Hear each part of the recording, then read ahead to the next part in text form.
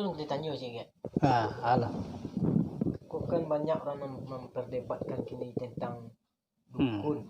Ya. Dukun itu banyak orang menyebut sirik.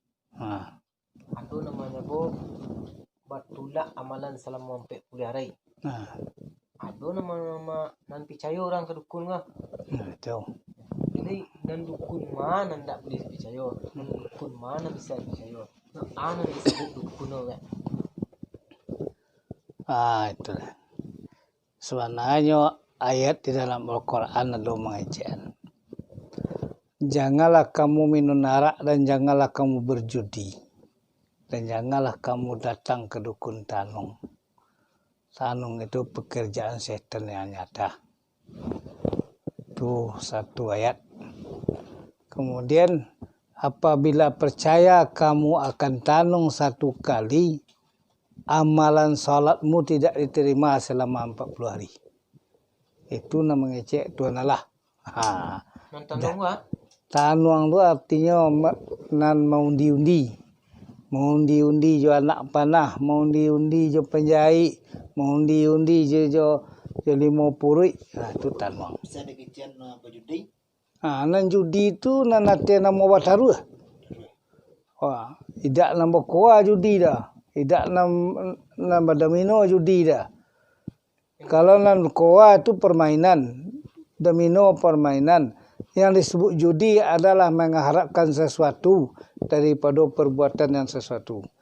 Itu contoh anak api-api sini terkanya. Para anak api-api dalam kodang. Kalau takut dang dan bayar sekian. Kalau takut tak takut dang ang membayar ke sekian. Itu judi tu. Lalu tu ganjil kan tu judi tu.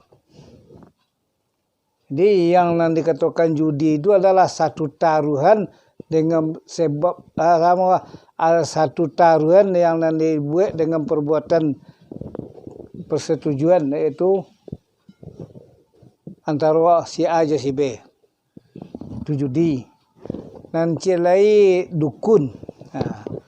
Dukun yang dilarang di agama tadi itu nan percaya ke dukun tanuang ke apa segala macam itu artinya itu dukun itu nan bersangkutan dengan setan dan iblis. Jin. Contoh pai memantau bantan ketunggu kayu, pabatih bare randang, pabanten ayan hitam ikut segala macam di sini menurut kepercayaan ikola untuk mobek apa segala macam. Itu termasuk sirik. Kalau awak meminta lah sedikit je ke setan je pilih. Nang kamu ni kayu gadang lu sia aku dak setan, nang kamu ni batu gadang lu sia aku dak pilih.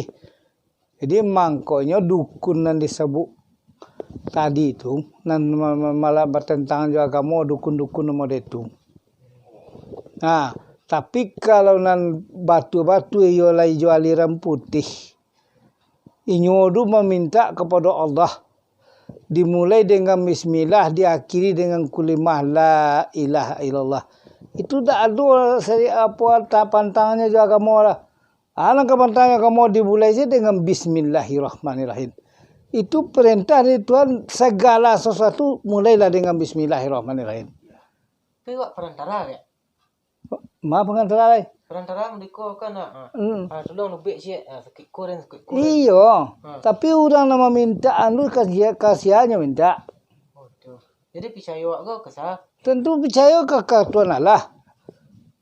Cuma orang kan nam bisa jadi ruyong titian iya. Mulut titian kata.